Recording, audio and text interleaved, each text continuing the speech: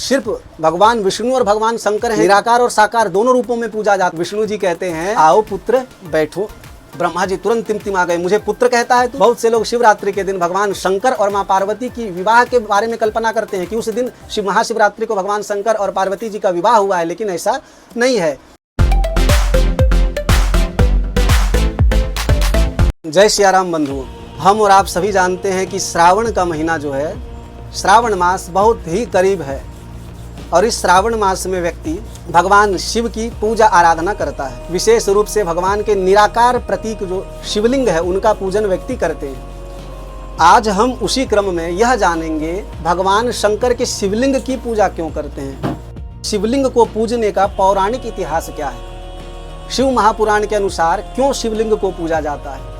क्योंकि शिवलिंग और एक भगवान शालिग्राम ऐसे हैं कि जिनको निराकार और साकार दोनों रूप में पूजते हैं। भगवान विष्णु की और भगवान शंकर भगवान की मूर्तियां भी होती हैं और शंकर भगवान को शिवलिंग में भी पूजा जाता है। अर्थात मूर्तियां जो हैं वह साकार रूप के प्रतीक हैं और शिवलिंग जो है वह निराकार रूप के प्रतीक है। कैसे? वंदे देव उमापतिम सूर्यगुरुम, वंदे देव उमापतिम, उमा के पति जो हैं, उमा के स्वामी जो हैं तो शिव जी हैं, तो वह साकार रूप है भगवान शंकर का। तो दोनों रूप में भगवान शंकर पूजे जाते हैं, जिसमें कोई आकार नहीं है और मूर्ति जो है उसमें आकार है, साकार, स मतलब सहित, तो उसमें अंग सहित है, साकार रूप है भगवान शंकर का। सिर्फ भगवान विष्णु और भगवान शंकर हैं जिन्हें निराकार और साकार दोनों रूपों में पूजा जाता है। अन्य कोई भी ऐसे देवता नहीं हैं, ना कोई देवी हैं जिनको दोनों रूपों में पूजा जाता हो। निराकार और साकार में भी ना इंद्र है, ना ब्रह्मा है, ना कोई भी ऐसे देवता नहीं है जिनको दो रूपों में, दो आकारों में पूजा जाता हो। तो आइए जानते हैं कि पौराणिक इतिहास क्या है शिवलिंग को पूजे जाने की, कब से यह शिवलिंग को पूजने की प्रक्रिया प्रारंभ हुई। बड़ी रहस्यमयी और रोचक बातें आगे आपको पता चलेंगी, पूरे वीडियो में बने रहिए, बहुत ही अच्छे से आपको बताऊंगा। तो जब सृष्टि की रचना के लिए भगवान शंकर के सहित ब्रह्मा और विष्णु जी अपने अपने तप में लगे हुए थे, तब ब्रह्मा जी एक बार भ्रमण के लिए निकल जाते हैं। भगवान श्री विष्णु की क्षीर सागर में पहुंचकर देखते हैं कि भगवान विष्णु सोए हुए हैं, उनके चरण को माँ लक्ष्मी दबा रही हैं। अब यह देखते हैं तो ब्रह्मा जी को बड़ा क्रोध आता है कि मैं सारे सृष्टि का पिता हूँ, मैं आया और यह सोया हुआ है पुरुष, इसको इतना भी अनुशासन नहीं पता कि कोई बुजुर्ग आ जाए, किसी का पिता आ जाए तो उसे उठ खड़ा होना चाहिए। ब्रह्मा जी बड़े नाराज हुए, ब्रह्मा जी ने आवाज लगाई, फटकार लगाई ब्रह्मा जी ने, अरे मूर्ख, अरे सठ, इतने बुजुर्ग व्यक्ति को देखकर भी तू खड़ा नहीं होता, तू मेरा सम्मान नहीं करता। विष्णु जी को तो बड़ा क्रोध आया, विष्णु जी को क्रोध आया, लेकिन मन को शांत किया विष्णु जी ने। विष्णु जी कहते हैं आओ पुत्र बैठो, ब्रह्मा जी तुरंत तिमतिमा गए, मुझे पुत्र कहता है तू, अरे तू तो जवान है, तू पुत्र कहता है मुझे देख, मैं तो बूढ़ा हूँ, वृद्ध हूँ, बुजुर्ग हूँ, उस हिसाब से तो मुझे बाप होना चाहिए, मुझे पिता होना चाहिए, और तू मुझे पुत्र कह रहा है, पुत्र जवान और बाप बूढ़ा। अब बस ऐसा कहना था। विष्णु जी ने कहा कि यह सारा संसार मेरा पुत्र है, सारा संसार को मैं पुत्रवत रूप से देखता हूँ। बस इतनी बात सुननी थी, ब्रह्मा जी ने तुरंत हंस में बैठ के युद्ध शुरू कर दिया। और विष्णु जी कोई कम थे, विष्णु जी ने भी इधर से प्रहार करना शुरू किया। अच्छा, दो देशों के बीच यदि युद्ध हो तो तीसरे, चौथे, पांचवें देश बड़ा आनंद लेते हैं, खुशी के साथ देखते हैं। हाँ, बीच बीच में बयान देंगे कि नहीं युद्ध रुक जाना चाहिए और क्रेडिट लेने का भी प्रयास करें, मैंने सीज फायर करवा दिया। उसी प्रकार से अब देवतागण आए। अच्छा, देवतागण आ गए तो देवताओं को चाहिए कि विनती करें, हे भगवान छोड़ दो। चलिए एक तरफ मानते हैं कि उनको भी भय है, कहीं गए कि हे भगवान छोड़ दो और इन्हें ही कहीं रोंद दिया भगवान ने, तो देवता की कहानी खत्म हो जाएगी। इस कारण बस न गए हो, लेकिन आप देखने के लिए आए, ठीक है आप देखिए शांति से। ये पुष्प की वर्षा करने की क्या आवश्यकता है? युद्ध में कोई पुष्प की वर्षा करता है? और पुष्प की वर्षा करने के साथ साथ क्षिपंतः पुष्प वर्षाणी पश्यंतः स्वैर मंबर देखने लगे और बड़े चाव से देखने लगे। बीच बीच में कहते हैं वाह वाह, क्या बात है, क्या बात है। अब इधर युद्ध चल रहा है और इनकी वाहवाही छूट रही है। अच्छा, यहीं पर नहीं ये लोग ठहरे हैं, ये क्या करते हैं, बीच बीच में कमेंट पास करते हैं, देखते हैं कि जो विजयी हो रहा है उनकी प्रशंसा करने लगते हैं। क्यों? क्योंकि वह विजयी होंगे तो उनको समर्थन मिलेगा, फिर वह जीत जाएंगे, बाद में समर्थन मिलेगा। जो विजयी होते हैं उनको कहते हैं वाह वाह। इस प्रकार से सारे देवतागण उस युद्ध का आनंद ले रहे हैं, WWE कार्यक्रम देख रहे हैं सारे देवतागण वहां पर। विष्णु जी परेशान होकर माहेश्वर अस्त्र का अनुसंधान कर देते हैं और ब्रह्मा जी भी उस समय पाशुपतास्त्र का संधान कर देते हैं। अब जब दोनों ओर से परमाणु हमला हो जाता है तब सीज फायर के लिए बुलाया जाता है भगवान श्री महादेव को। महादेव के पास सारे देवता कैलाश में दौड़े दौड़े जाते हैं। देखिए, जब दो पड़ोसियों के बीच लड़ाई चल रही हो तो बड़ा आनंद आता है। देखते हैं, दोनों को उकसाते हैं, दोनों को पिन देते हैं कि जब तक लड़ेंगे तो और मजा आएगा और आनंद आएगा। लेकिन जब दोनों आपस में एक दूसरे के ऊपर बम बारूद करने लगे तब थोड़ा घबरा जाते हैं। क्यों? क्योंकि उसमें हमारे घर में अगर एक आध दो बम गिर गए तो हम उठ जाएंगे। तो इसी अवस्था को देखकर देवतागण घबराए कि अगर यह हमला हुआ तो हम लोग भी प्रभावित होंगे। तो तुरंत महादेव के शरण में गए। ये नहीं कि युद्ध शुरू हुआ तुरंत महादेव को बुलाकर युद्ध रुकवाओ।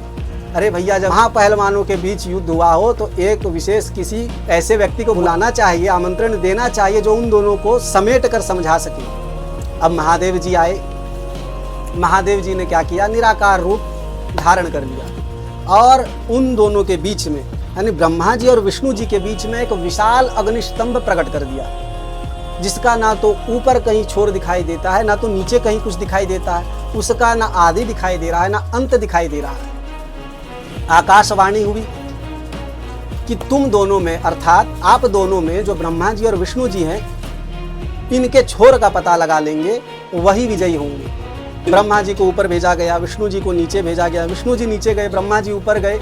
ऊपर जाते जाते ब्रह्मा जी परेशान हो गए। ब्रह्मा जी के पास बेचारे हंस हैं और विष्णु जी के पास गरुड़ हैं। दोनों ऊपर नीचे जा रहे हैं। थक गए ब्रह्मा जी। ऊपर से एक केतकी का पुष्प गिर रहा था। केतकी के पुष्प ने ब्रह्मा जी को प्रणाम किया। ब्रह्मा जी ने पूछा, केतकी तुम ऊपर से आ रहे हो? कितने ऊपर से आ रहे हो? कहाँ से गिर रहे हो? वह केतकी का पुष्प कहता है, मैं तो न जाने कब से गिर रहा हूँ, मुझे खुद नहीं पता मैं कब से गिर रहा हूँ, लेकिन मैं जब से भी गिर रहा हूँ आज तक मुझे इसके छोर का पता नहीं चला। ना तो मैं कभी नीचे गिरा और ना तो मैं कहाँ से गिरा हूँ यह मुझे पता है। मैं गिरता आ रहा हूँ, इसके छोर का पता नहीं। ब्रह्मा जी सोचे तब तो मैं बेकार ही ऊपर जाऊंगा पता करने। ब्रह्मा जी ने कहा, सुनो, मैं सारे जगत का पिता हूँ, मुझसे सेटिंग कर लो। ऐसा करो, नीचे जाकर तुम बस इतना कह देना कि ब्रह्मा जी ने ऊपर छोर का पता पा लिया है। अब सेटिंग हो गया दोनों में। ब्रह्मा जी ने कहा, यदि ऐसा तुमने कह दिया तो बाद में हम तुम्हें आशीर्वाद देंगे, बहुत वरदान देंगे। अब यह सुन के केतकी भी खुश हो गया। केतकी ने भी आकर कह दिया कि हाँ, ब्रह्मा जी ने इसका छोर पा लिया है। अब यह बात सुनकर विष्णु जी ने प्रणाम कर लिया। विष्णु जी ने षोडशोपचार पूजन किया ब्रह्मा जी का। तभी महादेव यह सब तमाशा देख रहे थे। महादेव तुरंत प्रकट हो गए एक तलवार लेकर। तुरंत भैरव को अपने भौहों के बीच से प्रकट करवाया। भैरव जी प्रकट हुए हैं और हाथ में तलवार लेकर पूछते हैं, बताइए महादेव मैं क्या करूं? भगवान शंकर कहते हैं कि इस ब्रह्मा के एक सर को काट दो। ये झूठ कहता है। इतने बड़े सृष्टि के सृष्टिकर्ता यदि झूठ का सामान्य व्यक्ति क्या करेगा? इसके सर को अलग कर दो, पूजा करो इनकी। यह बात सुनते भैरव दौड़ते हैं। तभी विष्णु जी प्रणाम करके क्षमा याचना मांगते हैं और भगवान शंकर प्रसन्न होकर भगवान विष्णु को यह वरदान देते हैं कि हे विष्णु, तुमने सत्य सत्यवादन किया, तुमने श्रेष्ठता को पाने के लिए मिथ्या का प्रयोग नहीं किया, असत्य का प्रयोग नहीं किया, मृषा का प्रयोग नहीं किया, तुमने सत्य कहा। इसलिए मैं तुम्हें वरदान देता हूं कि तुम इस सृष्टि में मेरे ही तुल्य पूजे जाओगे। जितना मुझे पूजा जाएगा उतना तुम्हें पूजा जाएगा।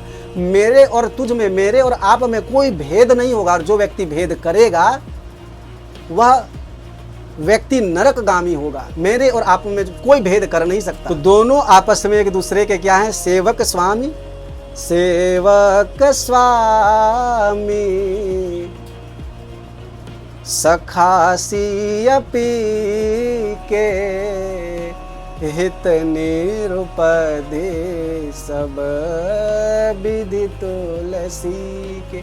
तो दोनों एक दूसरे के सेवक भी हैं, स्वामी भी हैं। तो इस प्रकार से वरदान दिया। और दूसरी ओर ब्रह्मा जी को श्राप दिया कि ब्रह्मा जी आपकी पूजा कहीं नहीं होगी, ना तो आपका मंदिर होगा ना तो आपका कहीं पूजा होगा।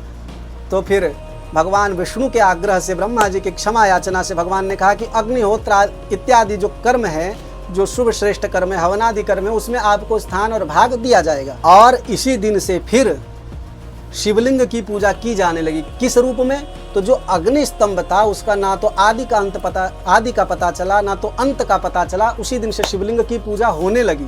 और शिवलिंग निराकार का प्रतीक है, उसमें कोई भी रूप नहीं है, कोई भी आकार नहीं है। जिस दिन यह घटना घटी उस दिन को शिवरात्रि कहा गया। बहुत से लोग शिवरात्रि के दिन भगवान शंकर और माँ पार्वती की विवाह के बारे में कल्पना करते हैं कि उस दिन महाशिवरात्रि को भगवान शंकर और पार्वती जी का विवाह हुआ है, लेकिन ऐसा नहीं है। उस दिन शिवलिंग का प्राकट्योत्सव दिवस मनाया जाता है, शिवरात्रि, महाशिवरात्रि। और वह स्थान जहाँ पर अग्निस्तंभ प्रकट हुआ था, वह स्थान अरुणाचल में स्थित है। अभी भी पुराणों में यह वर्णन मिलता है, अरुणाचल मित्येव तदिदम ख्याति मेष्यति।